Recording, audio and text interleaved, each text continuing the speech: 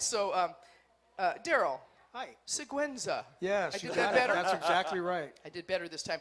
Mojo Hand, TKO, also with Stan Ike or Alice Stewart, and this is the part I love, J.B. Hutto. Yeah, and as a matter of fact, Dick Powell was in that band with me. Oh, sure. So Yeah, him and I played we brought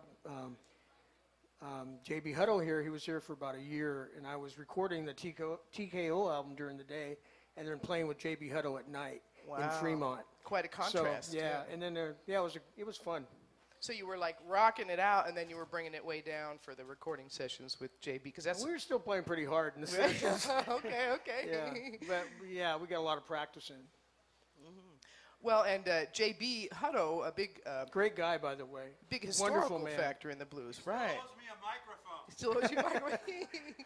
You have more stories. I know you have more stories, Rusty. So, all right. So you've been around. How many years were you with JB? Oh, just a year. Okay. Yeah, he came here. We brought him back. Well, a friend of mine, Ed Wilson, brought him from Chicago, and met him. Great guy. We started playing with him right away. Well, now, what's your favorite J.B. Hutto story? He used to love to take a bath, and he was so relaxed. No, I mean seriously, he would go, "I got to take my bath first before I do anything," and so he would go and do his thing in the bathtub, and he'd be in there for an hour and a half, and then he'd be ready to go. But the other thing is, he would play the longest running shuffles I've ever played in my life. I'm an energetic drummer, especially back in those days. I was real young, and he would tire me out. I mean, we do 35-minute shuffles. I mean, I was like, whoa. Okay. I'm trying to, I'm hyperventilating. But he had more stories. energy than I did. Well, I love a good bath, too, so me and JB got something together. Yeah, he was All right. Okay, so Mr. Kenny, now get your last name for me, because I'm going to mess it up. Hanselman. Oh, Hanselman. Nice. Hansel and Gretelman. Hansel and Gretel. Hanselman. So you grew up in Chicago and played with the 57s for most of your musical career, is that true? No, I've been in band since I was 16, and I'm kind of old now, so that's that's a long time. But back in the 90s and in the 2000s, I was in a band called the 57s in Seattle, and we were together for about 20 years, maybe more, and we were pretty popular, weren't we? Yeah, there we were. Yeah. The Rainbow, and we played at Doc Maynard's about once a month for years, and I put me through college. It was great. Love that music, man. It'll put people through college. It'll save lives. So, Rusty, people asking, do you have an album out? Is there one in the works?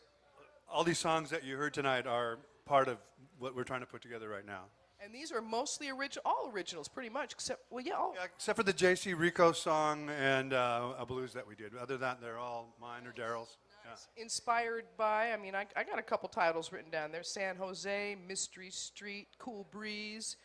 Tell me how you get inspired. Dance your way out of this one. I want to know what's behind that song. Okay, that's the one I want the story on. Well, I write about people and places more than I write love songs, really.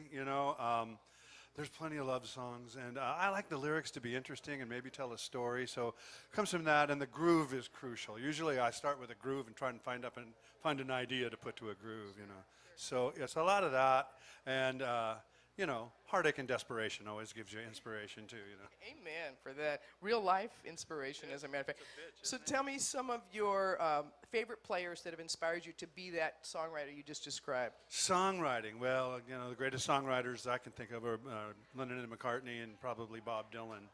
If you're really talking about great songwriting, I don't claim to be nearly in their ballpark.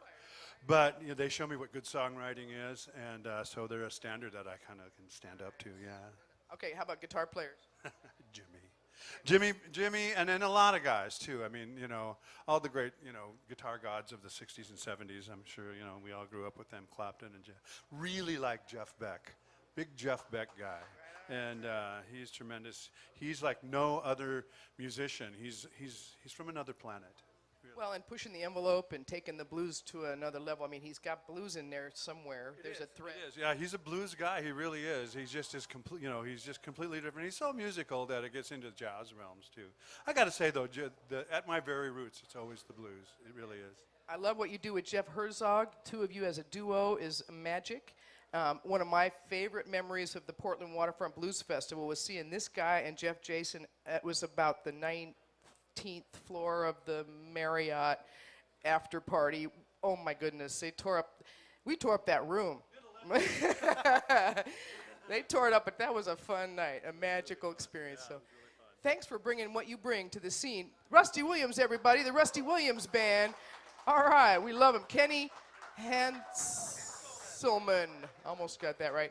Kenny Hanselman on the bass and Daryl Seguenza on the drums. They are returning. We're going to get them back after they put that CD together. Great original music. All right, it's time for a jam session.